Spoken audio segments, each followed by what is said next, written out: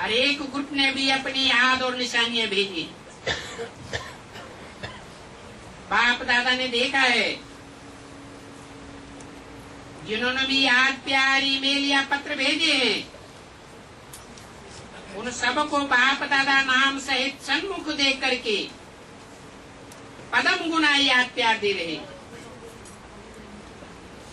चाहे दूर हैं लेकिन दिल में समाये हुए हैं।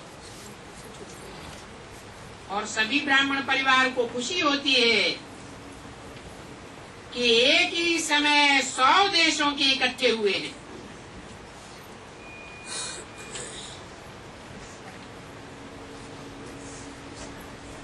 ये संगठन कितना अच्छा लगता है। यहाँ 100 देशों के इकट्ठे हुए हैं क्या है? एडवांस पार्टी में 100 देशों के इकट्ठे नहीं हुए? कैसे? हाँ, जो भी 100 विदेश हैं, उन सबके बीज कहाँ हैं? एडवांस पार्टी में ही 100 हैं। और वो 100 उनकी यादगार क्या है? भक्ति मार्ग में कोई यादगार है? 108 की माला तो 100 की माला कहनी चाहिए। 108 की माला यादगार क्यों बनी हुई है? दोनों ही तो विजयी बनते हैं। 8 और 108 दोनों ही तो विजयी रत्न बोलते हैं। दोनों को ही तो विजयी रत्नों की लिस्ट में गिना जाता है। 100 क्यों कहा? 108 कहना चाहिए ना।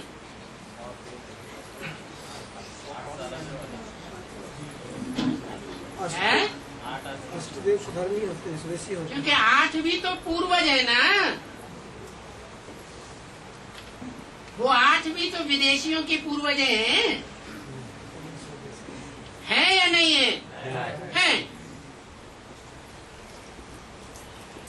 तो ये संगठन कितना अच्छा लगता है। कहाँ कहाँ से आए हैं? कहाँ से आए हैं? विदेश से आए हैं क्या? फिर कहाँ से आए हैं? अपने अपने घर से आए हैं? परम धाम से आए। अरे पूर्व जन्म हुए हैं या नहीं हुए हैं डबल फॉरेनर्स के? जब डबल फॉरेनर्स के कहे जाते हैं तो विदेशों में भी जन्म लिए होंगे या नहीं लिए होंगे? इसलिए पूछा कहाँ कहाँ से आए हैं? देश से भी आए हैं, विदेश से भी आए शरीर हैं। के रूप में या आत्मा के लिए बोला? आत्मा रूपी बच्चों के लिए बोला कि कहाँ कहाँ से आए हैं। यानी जो ज्ञानी बच्चे हैं, परमात्मा बाप को पहचानने वाले बच्चे हैं, उनमें ही दूसरे देशों के फाउंडेशन डालने वाले भी बच्चे हैं, दूसरे धर्म का फाउंडेशन डालने वाले भी ब्राह्मण हैं।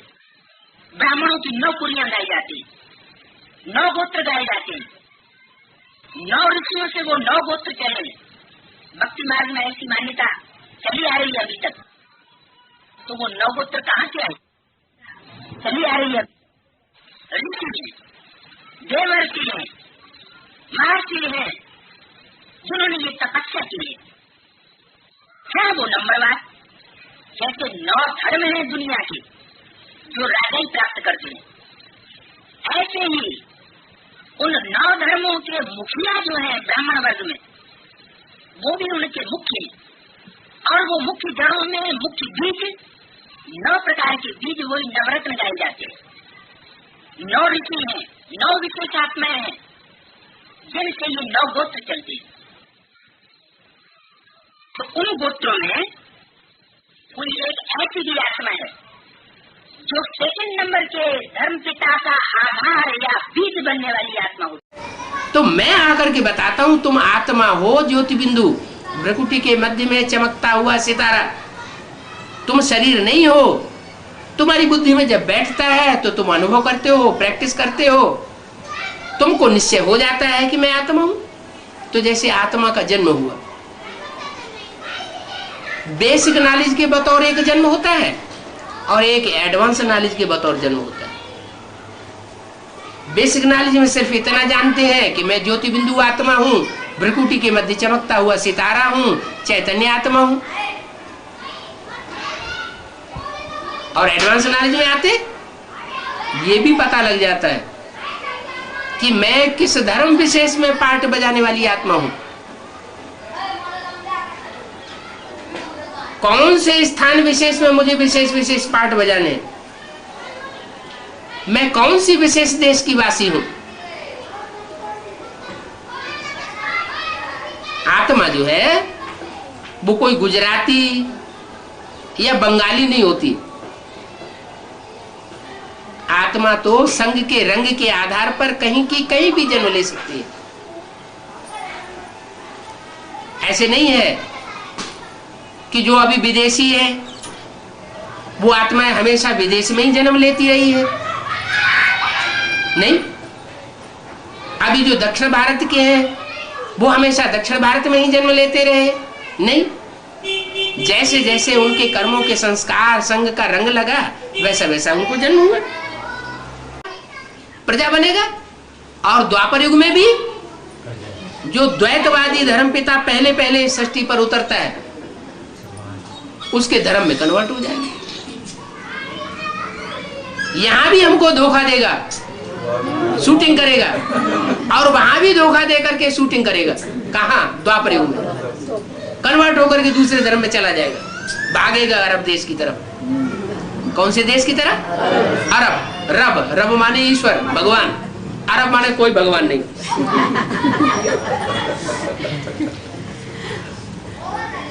अभी तक तो बुद्धि में बैठा था ना कि भगवान आया हुआ है, निश्चय पत्र लिख के दिया ना, और छोड़ करके भाग गए दूसरी तरफ। इसका मतलब है तो रब वाले हुए कि अरब वाले हुए? अरब देशवासी हो गए।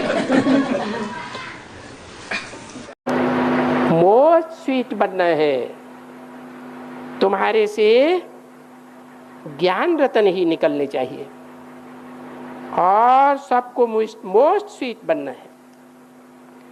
मुख से कभी भी कड़वाहट नहीं निकलनी चाहिए। कोई कड़वाहट निकली और ये पकड़ा। तुम देखो,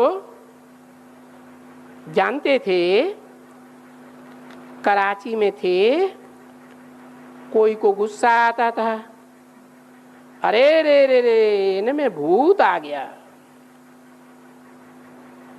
चलो उनको वहां से उठाओ, दूर बैठाओ।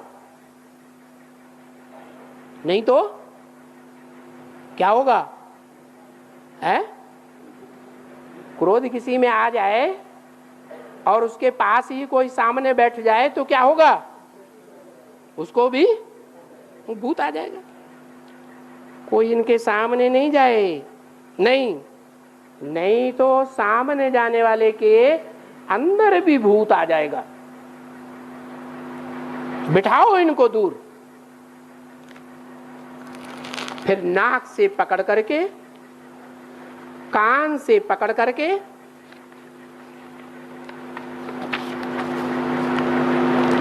बाहर में जाए करके बिठाते थे। क्या? भूत आने वालों को इशारा दिया। अगर ये क्रोध का भूत आता रहा अंत तक तो रिजल्ट क्या होगी? है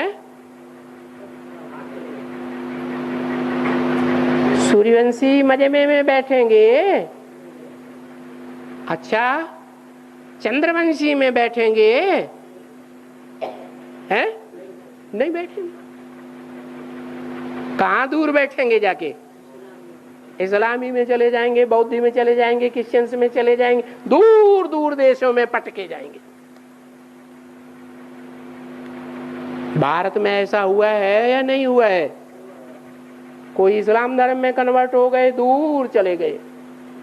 कोई बौद्धी धर्म में कन्वर्ट हो गए, चीन जापान में चले गए। कोई क्रिश्चियंस में कन्वर्ट हो गए, यूरोप में चले गए। तो देखो ऐसे पकड़ पकड़ के उनको बाहर बिठाया जाता है। कौन पकड़ता होगा? हाँ? पकड़ करके जो बाहर बिठाते थे वो कौन होंगे? 30 से 64 की वाणी का 10वां पेज। पता है तुमको पाकिस्तान में इतनी इनके ऊपर खबरदारी रहती थी, जो आज में हुआ सो अंत में भी ऐसे होगा। क्या होगा? बाबा ने क्या बोला है? ये ब्राह्मणों का परिवार ऐसा संगठन बन जाएगा जिसमें कोई भी अपवित्र आत्मा पांव नहीं रख सकेगी।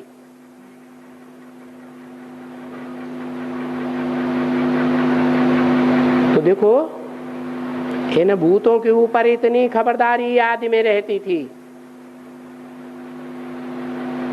भूत, अरे ये तो दूसरों में भी भूत आ जाएगा, इसलिए इनको दूर ही रखो। अर्थात जब कोई भी क्रोध करते थे तो बाबा क्या बोलते थे? Hear no evil, talk no evil. इनके साथ बात भी मत करो। बस कोई क्रोध करे, हाँ इनमें भूत है, तो चले जाना चाहिए। या तो ताकत है तो बैठ करके मुस्कुराना चाहिए। क्या कोई में भूत आए और उसके सामने बैठ के कोई मुस्कुराएगा तो उसका क्रोध ठंडा हो जाएगा? क्या है? हो सकता है और ज्यादा जोर से आ जाए। वाह वाह, मुस्कुराते रहो, देखते रहो, तो उसमें भी मजा ही होता है। पीछे यहाँ तो कोई एकदम असल भूत होते हैं, कोई के सामने खड़े रहो तो उससे भी उनको गुस्सा आ जावे कि भूत को रिस्पॉन्ड क्यों नहीं देते हो।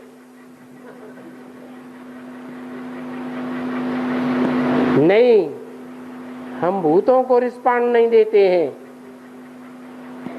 इस समय हम चुप रहते हैं। क्या? भले मुस्कुराओ लेकिन चुप रहो।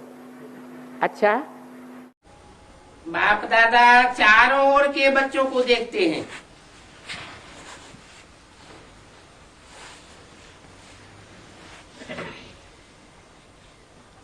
मूल रूप में कितनी दिशाएं हैं? 4 दिशाएं। कौन कौन सी? पूरब, पश्चिम, उत्तर और दक्षिण। और मूल धर्म कौन से हैं? 4 ही मूल धर्म है। कौन कौन से? देवता, इस्लामी, बौद्धी और क्रिश्चियन।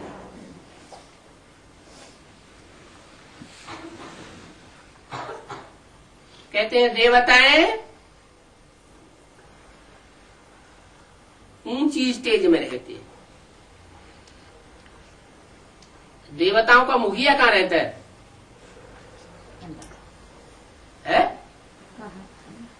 कहते हैं कैलाशी वासी है। कौन से पर्वत पर रहता है? कैलाश पर्वत। तो कैलाश पर्वत कौन से पर्वत पर है? हिमालय पहाड़।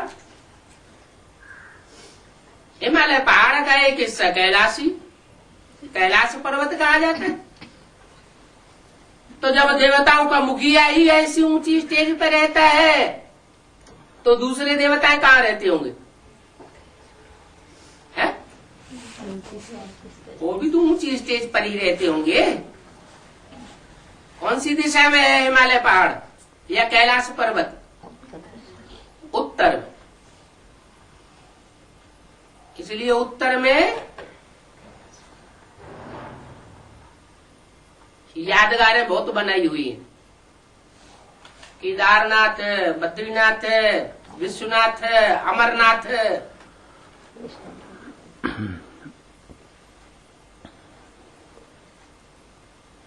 तो वो दिशा हो गई देवताओं की, और उसके अपोजिट में दूसरी दिशा कौन सी है? दक्षिण।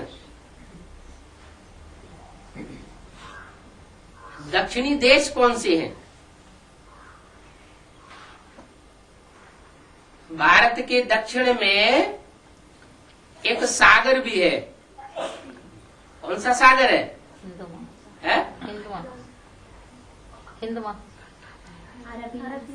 अरब सागर। पहले जो संपूर्ण भारत था उसमें पाकिस्तान भी शामिल था। अभी भारत खंडित हो गया है तो अरब सागर नहीं उतना गिना जाता। हिंद महासागर को दक्षिण सागर कहते हैं। लेकिन अरब देश, ये इस्लामियों के देश दक्षिणी देश कहे जाते हैं, जिसमें मिस्र, अफ्रीका, अरब देश वगैरह आ जाते हैं। फिर पूर्व साइड में कौन सा धर्म है? बौद्ध धर्म। और पश्चिम में उसके अपोजिट पश्चिम में क्रिश्चियन धर्म, क्रिश्चियनिटी फैली हुई है। चाहे यूरोप हो चाहे अमेरिका हो, तो चार मुख्य धर्म और उनमें से चुनी हुई श्रेष्ठ आत्माएं भी हैं।